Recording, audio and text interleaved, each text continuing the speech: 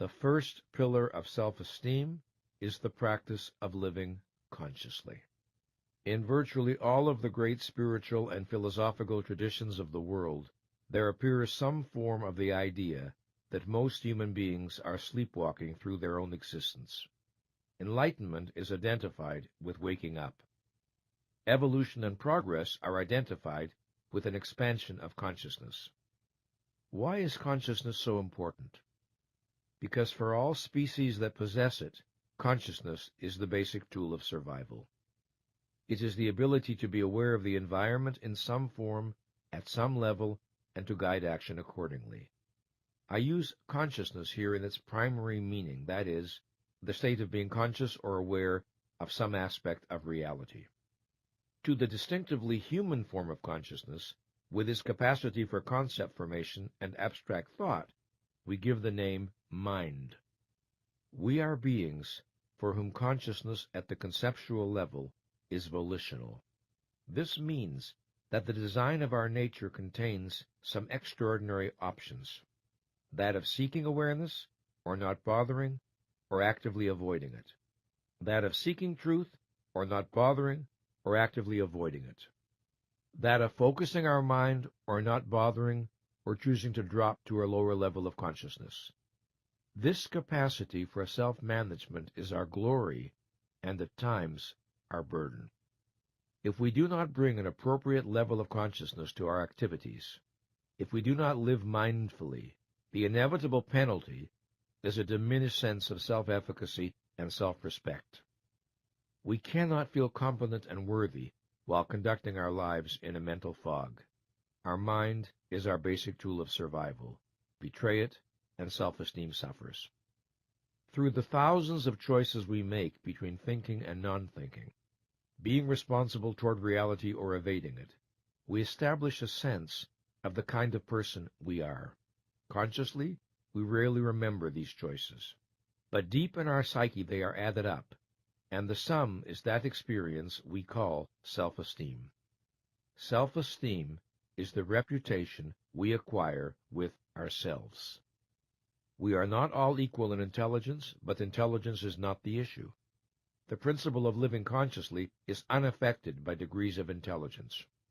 To live consciously means to seek to be aware of everything that bears on our actions, purposes, values, and goals. Seek to the best of our ability, whatever that ability may be, and then to behave in accordance with that which we see and know. This last point bears emphasis. Consciousness that is not translated into appropriate action is a betrayal of consciousness. Living consciously means more than seeing and knowing. It means acting on what one sees and knows. Thus, I can recognize that I have been unfair and hurtful to my child, or my spouse, or my friend, and I need to make amends. But I don't want to admit I made a mistake, so I procrastinate, claiming that I am still thinking about the situation. This is the opposite of living consciously. At a fundamental level, it is an avoidance of consciousness. Living consciously is living responsibly toward reality.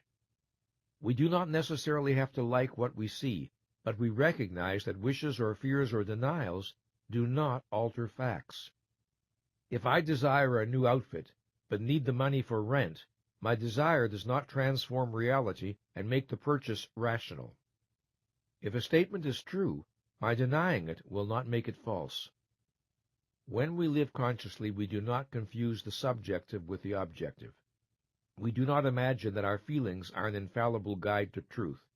We can learn from our feelings, to be sure, and they may even point us in the direction of important facts, but this will entail the participation of reason. Let us look more closely at what the practice of living consciously includes.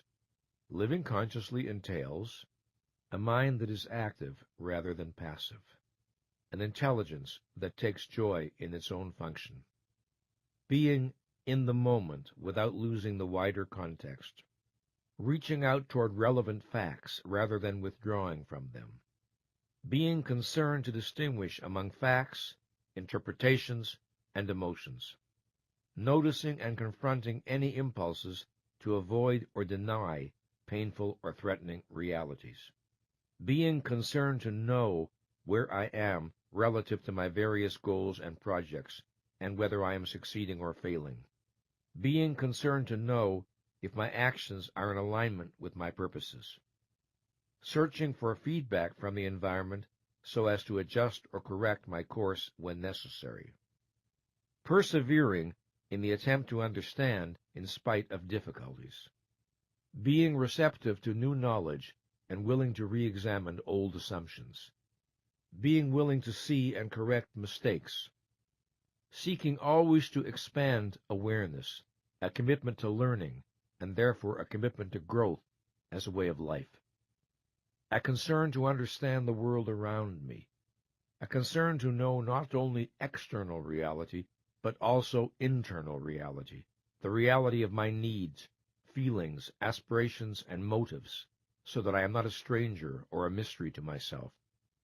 A concern to be aware of the values that move and guide me, as well as their roots, so that I am not ruled by values I have irrationally adopted or uncritically accepted from others. All of us can look back over our life and think of times when we did not bring to some concern as much consciousness as was needed. We tell ourselves, if only I had thought more, if only I hadn't been so impulsive, if only I had checked the facts more carefully. I think of my first marriage when I was 22 years old. I think of all the signs that we were making a mistake, the numerous conflicts between us, the incompatibilities in some of our values, the ways in which, at the core, we were not each other's type. Why, then, did I proceed? Because of our shared commitment to certain ideas and ideals? Because of sexual attraction? Because I desperately wanted to have a woman in my life? Because she was the first person from whom I did not feel alienated, and I lacked confidence that another would come along? Because I naively imagined that marriage could solve all the problems between us? There were reasons, to be sure. Still, if someone had said to me, or if I had somehow thought to say to myself, if you were to bring a higher level of consciousness to your relationship with Barbara and to do so steadily, day after day, what do you suppose might happen? If I had said that, I have to wonder what I might have been led to come to grips with. To a mind that is receptive, so simple yet provocative a question can have astonishing potency. The fact was, I examined neither the feelings driving me toward marriage nor the feelings signaling danger. I did not confront the logical and obvious questions.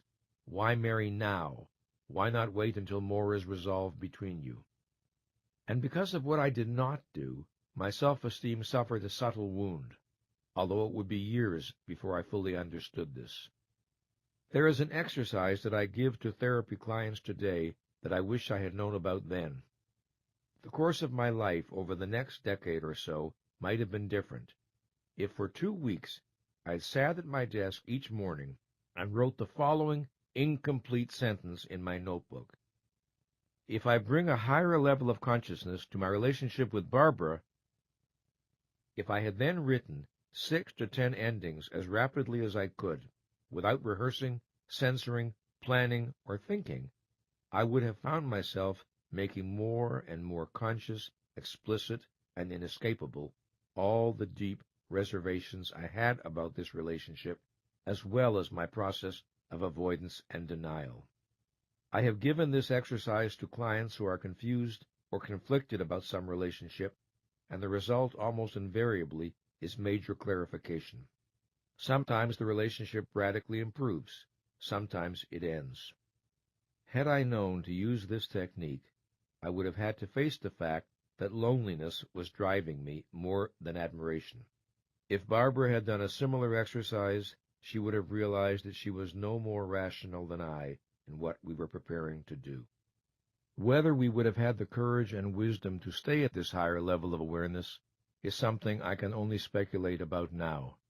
Judging from the experience of my clients, it would have been extraordinarily difficult for us to persist blindly on our course, because we would no longer have been blind, and opening one door clears the way to opening another, and then another. In the course of this program, I will give you suggestions for sentence completion exercises. Sentence completion work is a deceptively simple, yet uniquely powerful tool for raising self-understanding, self-esteem, and personal effectiveness. It rests on the premise that all of us have more knowledge than we normally are aware of. Sentence completion is a tool for accessing and activating these hidden resources. The essence of this procedure is to write an incomplete sentence, called a stem sentence, and to keep adding different endings to it. The sole requirement is that each ending be a grammatical completion of the sentence. We want a minimum of 6 endings, and 10 is plenty. There are 2 ways to approach this. You may want to have a pen and paper handy and do these exercises in the course of the program as you hear them, or you may want to first listen to the tape in its entirety to get the overall flow, then return to the exercises at your leisure. Do whatever works best for you. Here's what's important. Work as rapidly as possible. No pauses to quote-unquote think. No worrying if any particular ending is true, reasonable, or significant. Any ending is fine. Just keep going. When doing sentence completion this way, we work with a notebook, typewriter, or computer.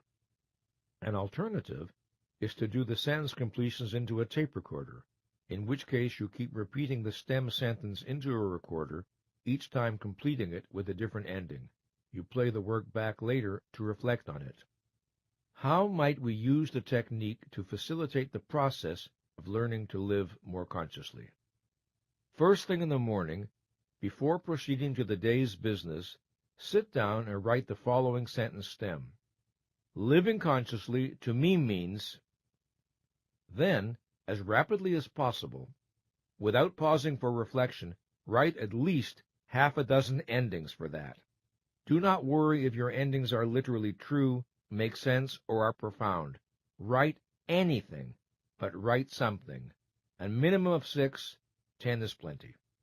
As an example of how it might go, perhaps you'll write, living consciously to me means really listening to my children, being in the present, remembering the things I've got to do today, noticing the emotional mood of my spouse and children, thinking about the consequences of my actions, thinking about my choices and decisions before I translate them into action, noticing how I'm affected by things people say or do, noticing how other people are affected by things I say or do, and so on.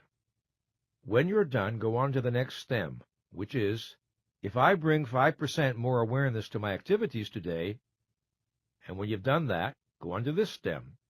If I pay more attention to how I deal with people today, and finally, if I bring 5% more awareness to my most important relationships today, when you're finished, proceed with your day's business. At the end of the day, as your last task before dinner, do 6 to 10 endings each for the following stems. When I reflect on how I would feel if I lived more consciously. When I reflect on what happens when I bring 5% more awareness to my activities. When I reflect on what happens when I bring 5% more awareness to my most important relationships. Do this exercise every day, Monday through Friday, for the first week. Do not read what you wrote the day before. Naturally, there will be many repetitions, but also new endings will inevitably occur. You are energizing all of your psyche to work for you. An average session should not take longer than 10 minutes. If it takes much longer, you are thinking too much. Sometime each weekend, reread what you have written for the week, and then write a minimum of 6 endings for this stem. If any of what I have been writing this week is true, it might be helpful if In doing this work, the ideal is to empty your mind of any expectations concerning what will happen or what is supposed to happen. Do not impose any demands on the situation. Try to empty your mind of expectations. Do the exercise, go about your day's activities, and merely notice any differences in how you feel or how you operate. You will discover that you have set in motion forces that make it virtually impossible for you to avoid operating more consciously. In addition to my psychotherapy practice, I conduct weekly ongoing self-esteem groups where many of my self-esteem building strategies are continually tested. Sentence completion exercises have proven to be powerful in quietly and gently generating change. No one has ever done this particular consciousness exercise for a month or two without showing signs of operating at a higher level of awareness in the conduct of daily life. The exercise is an adrenaline shot into the psyche. After you have worked with these stems for, say, 2 weeks, you will acquire a sense of how the procedure works. Then you can begin to use other stems to help raise your awareness with regard to particular issues of concern. Living consciously is both a practice and a mindset, an orientation toward life, and clearly it exists on a continuum. No one lives entirely unconsciously, and no one is incapable of expanding his or her consciousness. If we reflect on this issue, we will notice that we tend to be more conscious in some areas of our life than in others. I have worked with athletes and dancers who are exquisitely aware of the slightest nuances within their bodies, and yet who are quite unaware of the meaning of many of their emotions. We all know people who are brilliantly conscious in the area of work, and are catastrophes of unconsciousness in their personal relationships. The ways we know what area of our life needs more awareness are usually fairly obvious. We look at the area where our life is working least satisfactorily. We notice where the pains and frustrations are. We observe where we feel least effective. If we are willing to be honest, this is not a difficult task. Once you identify the areas in your life where you are at your most conscious, and also the areas where you are your least conscious, the next step is to reflect on what seems to be difficult about staying in high-level mental focus in the troublesome areas. You might find it stimulating to consider the following questions. If you choose to be more conscious at work, what might you do differently? If you choose to be more conscious in your most important relationships, what might you do differently? If you choose to pay more attention to how you deal with people, associates, employees, customers, spouse, children, or friends, what might you do differently? If you feel fear or reluctance to expand consciousness in any of these areas, what are the imagined negatives you are avoiding? If, without self-reproach, you bring more consciousness to your fears or reluctance, what might you notice? If you wanted to feel more powerful and effective in the areas where your consciousness has been less than it needs to be, what are you willing to do?